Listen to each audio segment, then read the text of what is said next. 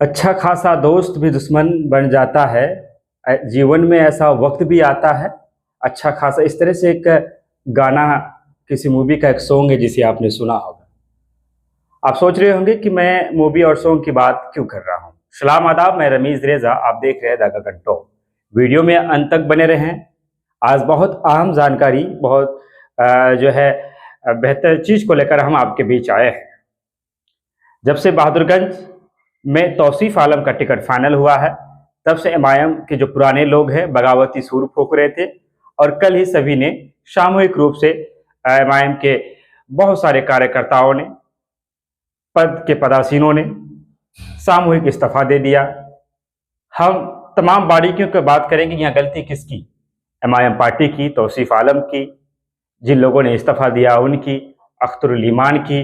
हम एक एक पॉइंट पे बात करना चाहेंगे। हमारी गुजारिश है आप वीडियो में अंत तक बने रहें। सबसे पहले बात करना चाहेंगे तौसीफ आलम की, जिन्होंने 4 बार बहादुरगंज से विधानसभा जीता। 17 साल तक जो है उन्होंने बहादुरगंज में विधायकी के पद को उन्होंने संभाला। और 2020 में एमआईएम से अंजार नईमी चुनाव लड़ रहे थे और उन्होंने शिकस्त देने का काम किया तौसीफ आलम को। और वो अब एमआईएम पार्टी से जुड़ गए हैं। 3 तारीख को अवैसी का जो है सभा भी है। तौसीफ आलम की अगर हम बात करेंगे तो हम आपको बताना चाहेंगे कि राजद कांग्रेस का सेटिंग विधायक है। ऐसे में उसे कांग्रेस से टिकट मिलना नहीं था। बीजेपी में वो जा नहीं सकते थे। जो और पार्टियां हैं, जनस्वराज, तमाम तर पार्टियां, उन्होंने सीमांचल में अपना ग्राफ नहीं बना है कि जिसके बलबूते पर वो कुछ कर सके। निर्दलीय से उनकी जीत नहीं हो पाती, तो उनके लिए एक मजबूरी था कि उन्हें अपना सीट निकालना है। तो ऐसे में एमआईएम एक अवसर था, एक मौका था।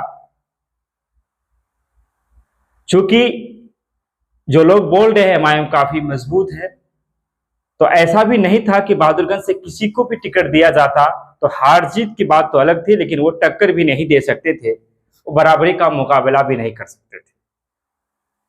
तो इसलिए जो है तौसीफ आलम अपने जगह पे उन्हें जो मौका मिला वो किया। अब रही बात, उन्होंने पूर्व में बहुत सारी बातों को कहा एमआईएम को लेकर के, उसके बाद बहुत बजरंग दल से उनकी तुलना की, तमाम तर चीजें हैं।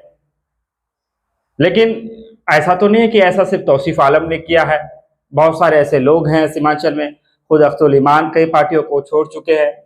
किस किस का नाम लूं, आप जानते ही होंगे।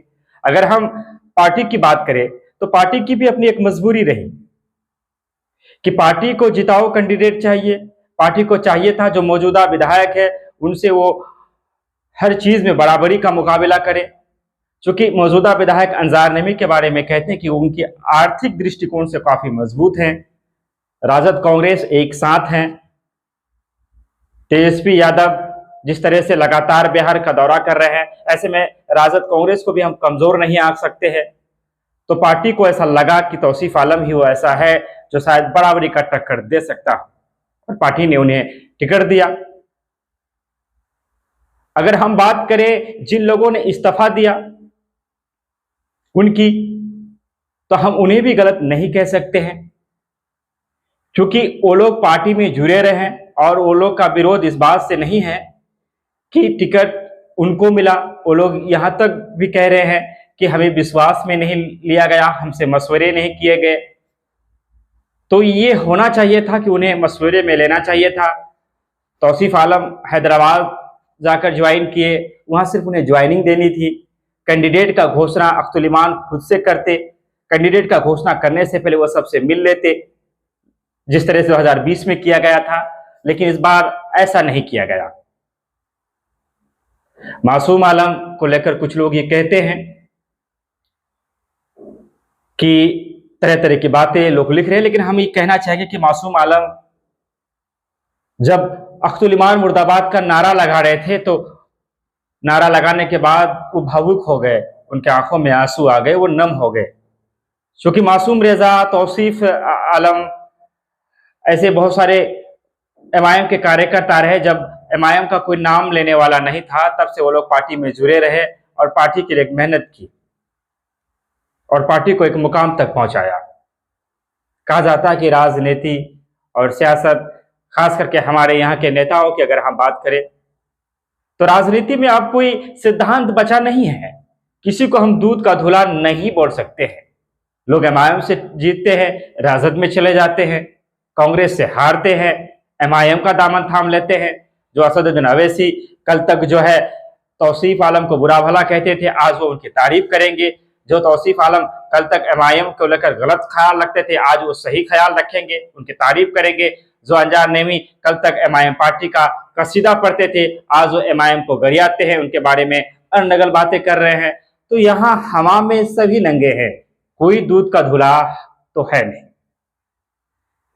हम यहाँ एक बात ये जोड़ना जरूरी चाहेंगे कि जो लोग दावेदार थे एमआईएम के टिकट के, मासूम रेजा, मुखिया हसन रेजा, इंजीनियर वसी रेजा, एम गाजी और भी कोई होंगे, लेकिन ये चार नाम प्रमुखता से लिए जा रहे थे।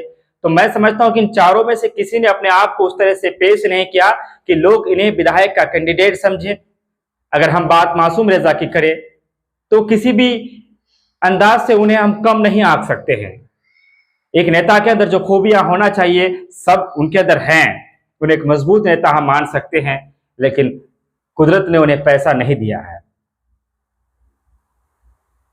चूंकि दौलत को दुनिया सलाम करती है, झुक के अदब से एहतराम करती है।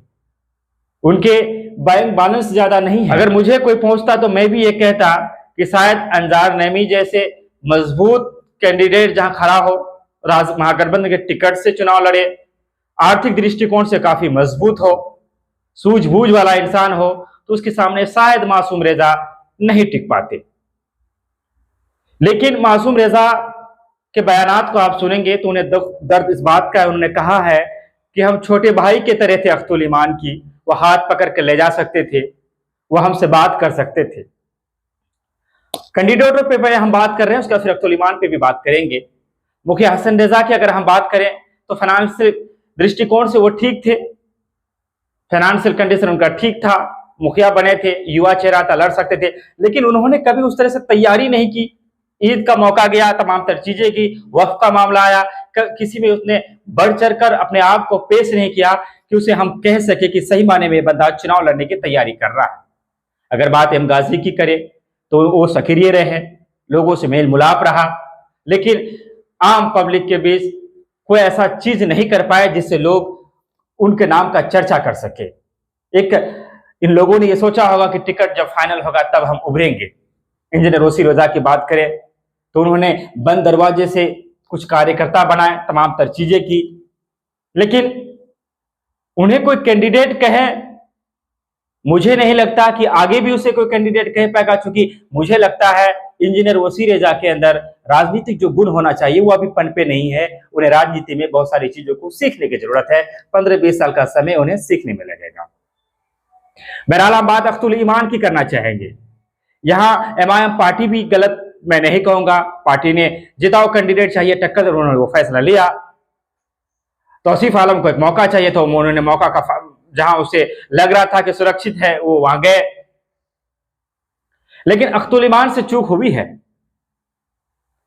या तो अख्तुल ईमान को लोगों से, उनके जो कार्यकर्ता है, जैसे 2020 में अख्तुल ईमान ने किए थे, अपने लोगों से उन्हें बातचीत करना था कि ऐसा होने वाला है, या जब इन्हें खबर नहीं थी तो उन्हें ज्वाइनिंग के समय फोटो में नहीं आना चाहिए था, और जब वो यहाँ आ गए तो 2-3 दिन का वक्त गुजरा, अख्तुल ईमान को लोगों से संपर्क साधना था।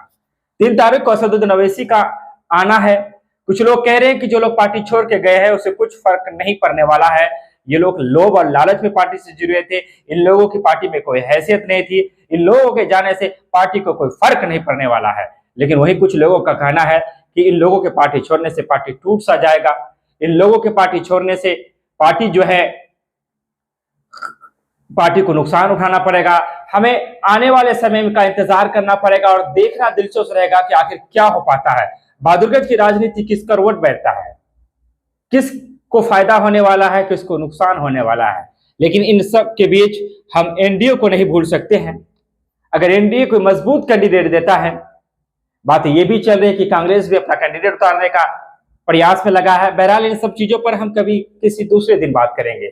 आज हम बात कर रहे थे पार्टी ऑल इंडिया मजलिस इत्तेहादुल मुस्लिमीन पार्टी की, हम बात कर रहे थे तौसीफ आलम की, हम बात कर रहे थे अख्तुल ईमान की, और आज भी जो लोग पार्टी में छोड़े हैं, मैं समझता हूं कि चाहे तौसीफ आलम के लोग हो या एमआईएम के लोग हो, जिन लोग पार्टी को छोड़े हैं या बुरा भला कह रहे हैं, क्योंकि 2020 के चुनाव को मैंने बड़े करीब से देखा है। उस समय एक चीज हुआ था एमआईएम के लोगों के द्वारा कि जो लोग पार्टी छोड़ रहे थे उन पर कोई कटाक्ष नहीं कर रहे थे, कोई इस तरह की बातें नहीं कर रहे थे कि वो चुभे, क्योंकि जो लोग आज आपसे दूर हैं आप उन्हें मना सकते हैं, लेकिन शायद कहीं ना कहीं तौसीफ आलम के लोगों को जिस तरह से उनके पीए तमाम तर लोग जो पोस्ट कर रहे हैं, मैं समझता हूं कि वो लोग गुस्से में हैं, उन लोगों ने पार्टी को सींचा था।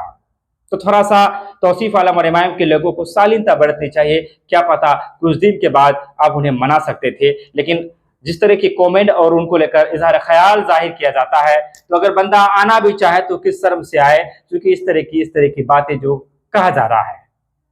राजद को इसका फायदा कितना होगा, कांग्रेस कैंडिडेट उतार सकता है, इन तमाम चीजों पर हम बातचीत करेंगे। फिलहाल जो बहादुर की राजनीति गरमाया हुआ है, हम चाहेंगे कि कोई बात अगर हमने गलत कही हो तो आप दिशा निर्देश दे सकते हैं, क्योंकि सीखने का कोई उम्र नहीं होता। हमसे जहां भी गलती होती है हम सीखने का प्रयास करते हैं। अब हमारी पेज को फॉलो कर लीजिए, यूट्यूब को सब्सक्राइब कर लीजिए। विदा लेते हैं आपसे, धन्यवाद।